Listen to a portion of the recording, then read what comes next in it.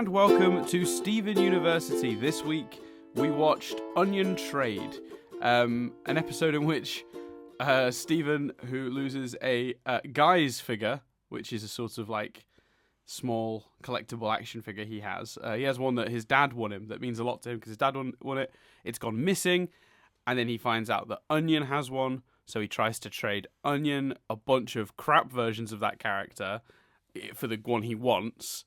And in the end, he ends up finding a replicator, or he ends up acquiring a replicator because Amethyst found pearls, and he trades Onion the replicator for the guy.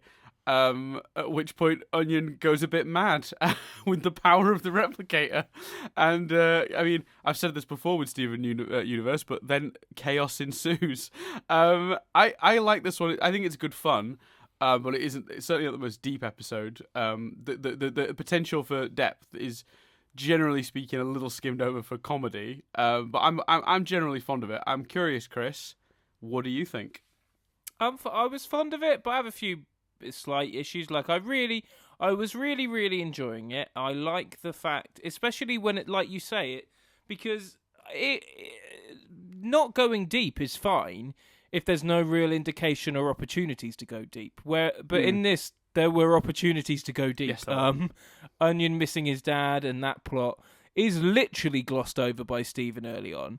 But I just assumed they'd get round to doing it a bit more, and they never did. I liked it because I like it when it's not overtly, as discussed before, when it's not overtly like fucking aliens attacking or whatever. Like I like the ones where there's a bit of heart and a bit of character stuff, and then there's a sort of monster element, or where they go all out and it's proper monster. So everything was ticking along for all the ingredients to be a really strong episode. But I think, especially following on, and also the jokes and the humour, again, I've lost something. Is it your innocence? Very, quick-witted, very amusing. Yeah. So all the right ingredients. And then Steven just ends up coming across, in my opinion, like a little bit of an arse and a little bit stupid. Like, why didn't he ask at any point what Onion wanted? Why didn't he just have that conversation? Why did he give it away? Like, he just comes across a bit more kiddish than he has previously. No, I agree with the criticism, but to play devil's advocate, and this isn't a valid excuse because this isn't covered in the episode to make sense of it. So if you're just watching this 15 minutes, which is what you should be judged on, then that criticism completely stands. But it is worth noting that historically, Steven has not had very much luck communicating with Onion. If you recall, when he was in the bubble with Connie, he's trying to draw the harpoon and explain about the harpoon, and Connie instantly manages to communicate that word to Onion. And I will say there are more examples of that in the future as well, where Steven and Onion just seem to be fundamentally on opposite ends of a spectrum, and there's often a big disconnect between those two characters. And I think that in the context of the show, you can slightly explain it more through that, but practically speaking, again, in the 10 minutes we just watched, it's not a sufficient explanation for that at all, because you're absolutely right. All it would have taken was for him to say, what is it you want, and I will try and acquire it. But I mean, I suppose they needed an excuse for him to have need the replicator, and if he doesn't know what he wants, then he's going to keep just going more of them, I guess, which leads to the replicator, which leads to the fun of the end. It's a great visual as well. The Onion on the top of that spire of those figures that he just keeps multiplying and multiplying. And the fire behind him when Steven's multiplying them is a really nice visual. Bit out of nowhere. I don't think they really explained the random sudden fire and artiness of it all, but okay, that's fine. That's actually covered in another episode. It's an interesting one. This is like a little continuity thing. You might not remember, but in Arcade Mania, the episode where Steven takes the gems to the arcade, he goes, "You can exchange these tickets for prizes," and it cuts over, and Onion is handing over a massive pile of tickets, and you think he's going to get like a teddy bear or something, and they give him a moped. Right, yeah. And in this episode, there's actually a second part to that in the So Many Birthdays episode, where you see Onion using a screwdriver to get the tickets. So revealing Right. that clip that we saw in Arcade Mania, the reason he had all those Is why tickets he's is because he got- was yeah. cheating. But he got the moped, and then in this one, he's using the moped and throwing those ketchup packages on the ground, and then just running them over on his moped, and then he crashes it. Hence the fire. Right. I must have missed that then. Sorry. Because But, yeah. basically, he throws the ketchup on the ground, as the little sachets of it, and then he disappears off screen, and the camera doesn't follow him, and you sort of go, what's that about? And then he just comes back over in his moped, runs over the ketchup packages, and then crashes it. And then that's when Steven's like, onion, and he turns around and they're facing each other. But at that point, he's just crashed his moped. Okay, so that's my bad then. That's me really missing. cool continuity though, because like the idea that you would see him win the moped, 4 or 5 episodes ago, whenever, and then he has it like, so he won it in Arcade Mania. That's episode 11. Episode 13 was So Many Birthdays. That's when you saw how he got that many tickets. And then obviously this one, episode 15, Onion Trade. That's when we've seen him actually have And it. they're really making use of that world building and character building, because like it's little things like when he's like stupid and da da da, and she's like, "You talking about Pearl?" Like it's like like I found that stuff amusing, and that stuff's only amusing when you're invested in the characters and this world has been built. So it's definitely having an effect, and like I am very much invested in the world, and like I say, did really like the episode. Like the Sea of Daves is a really cool visual. I think it's all resolved a bit quickly, but that's the way it is. Sometimes it's only 11 minutes an episode, so They get a good gag out of it though. yeah, definitely. Garnet smashing it, just like, I don't want to clean this up, and then everything vanishing. Yeah, It's so good. yeah, it's good. The car thing as well is very cool. Yes. Basically, he copies a car and then starts firing cars at the gems and stuff with it's a really good seemingly no like sense of the fact he might be potentially killing people. Like just firing cars. Or ramifications for Onion specifically. Like, yeah. I also really like the gag at the end as well, where Steven's like, did you want the guy because you're lonely when you're waiting for your dad, and it gives you comfort and it gives you something to play with and occupy yourself? And he's like, He's like nodding, and then he goes, and did you also take this specific guy because it represents the relationship between me and my dad? And then Onion just starts like shaking his head like, no. And then Steven's like, oh, just the first thing. And he's like, yeah, just the first thing. is that, and I'm not saying it isn't. I'm just throwing a question out there. Devil's advocate. Is that gag funny enough to warrant the slight sense of there was a bit of a heart to this episode, guys, and we're gonna just tell you through expositional dialogue what it was like? Are you happy to accept that because it leads to a good joke? Yeah, that's an interesting question. Is the joke worth losing a potentially nice moment? Yeah, because they could have. Because up until he says that, you're like, oh yeah, I suppose you could view it like that. It was kind of deep, maybe. Like the episode didn't really show us it was deep, and I think deliberately so that you get that gag. But what would you? I personally would have preferred the depth to the gag. Yeah, it's interesting because I think Onion is an interesting example because Onion as a character, at a certain point, he's such a strange being. I mean, like, he's a very unusual character. He doesn't seemingly speak English. He seems to speak whatever language his dad the speaks. He doesn't ever talk to anyone, but yet people seem to understand him. And like there seems to be some sort of weird communication. So he's an odd character anyway, and his behavior has always been depicted as just being outright strange. Like he's either very emotionally damaged or we're not sure. But for some reason with that character, it is generally speaking always played for laughs. And I think that it's because I think otherwise it's too sad.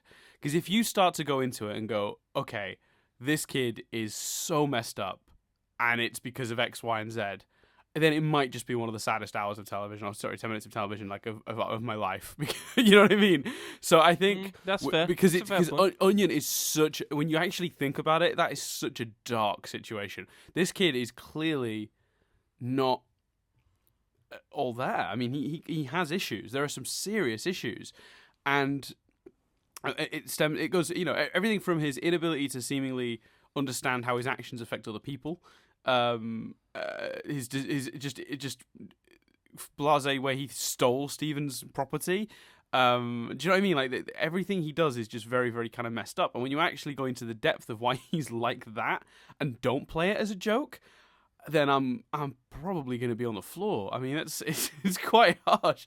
So I think what's interesting about the show, I think, is that I think it's one of those shows that when you're analysing it 10-minute episode by 10-minute episode, those sort of flaws are really evident. But I think when you analyse it as a whole, you sort of go, okay, we didn't get any depth with Onion this week, but we had some interesting depth with Lars the week before, because obviously the previous episode I think we did was Lars and the Cool Kids. Is that right?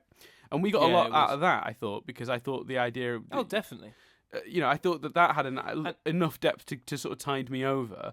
I had that in mind watching this. I was like, oh, it's an Onion episode. Last week was a Lars episode. And I think you're right. I think if you compare it directly against, this one falls. But actually, if you were watching this show, Netflixing it, DVDing it, whatever, you would probably watch a few episodes at a time. And indeed, it airs 2 at a time. This is admittedly Lars and Onion don't go together. This is the first part of the double bill that would have aired.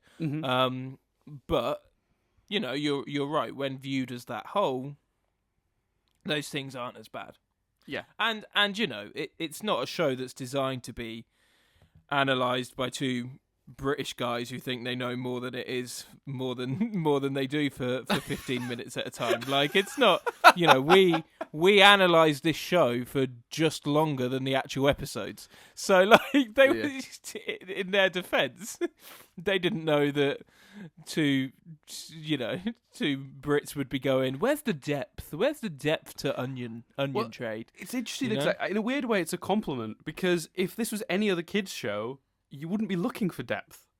But this is a show that's demonstrated depth enough at this point that you're going, where is it? I'm used to it. I got it last week. Where's the depth? And when you think about that's really is an achievement in 15 episodes. When you think about the zany shit that they were doing at the beginning, and my reaction to the first episode to be at a point where I'm the like, episode that shall not be named. But stop fucking bringing it up. To when you have that, it's like I got around it that time. I Voldemorted it. I said episode that shall not be named, and you still crapped on me. Am I ever going to be able to reference this episode? It's sometimes important to the discussion, Chris. We can't pretend it didn't happen. I think I've made my opinion on whether we should reference that episode very clear. To be after that, after those earlier episodes, to be sat here going, where's the depth is actually quite an achievement. So, not the best episode of the show in the last batch of episodes, but a strong, amusing episode that also has highlighted the show growing on me and the show's strengths.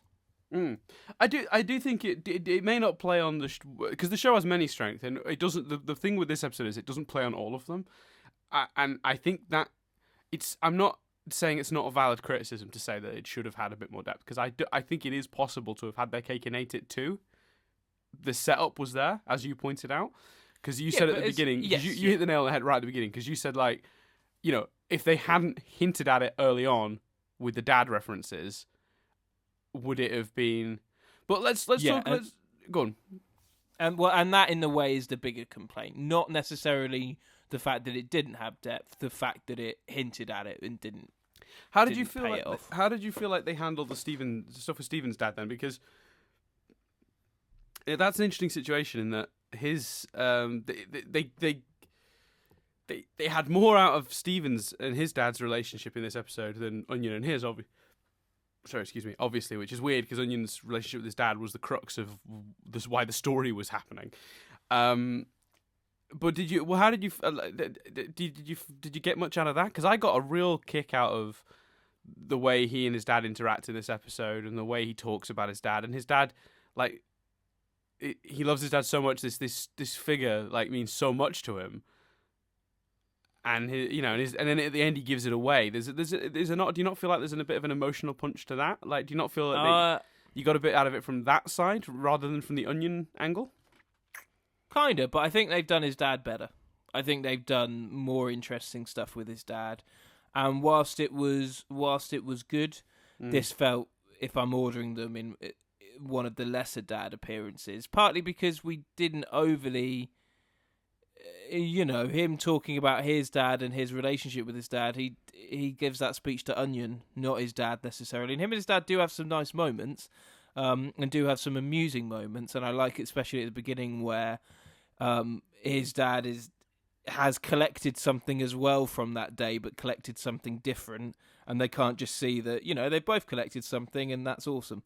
Yeah, that's very sweet. I liked it all, but if you are, my big headline review of the dad thing is, we have seen that better, in my opinion, in other episodes. Can I say something interesting here? Because I've just realised this is only his third appearance. Really? That's crazy. I know, it feels like we know him really well at this point, but seriously, he appeared in Laser Light Cannon. He helped Steven get the cannon. We really liked that episode. That's episode 2. Then he didn't appear again then until the episode that shall not be named. And then since then, I don't think he's appeared. Let me look at the episode names. Bubble Buddies, he wasn't in that one. Serious Steven, he wasn't in that one. Steven's Line, he wasn't in that one. Tiger Millionaire wasn't in that one.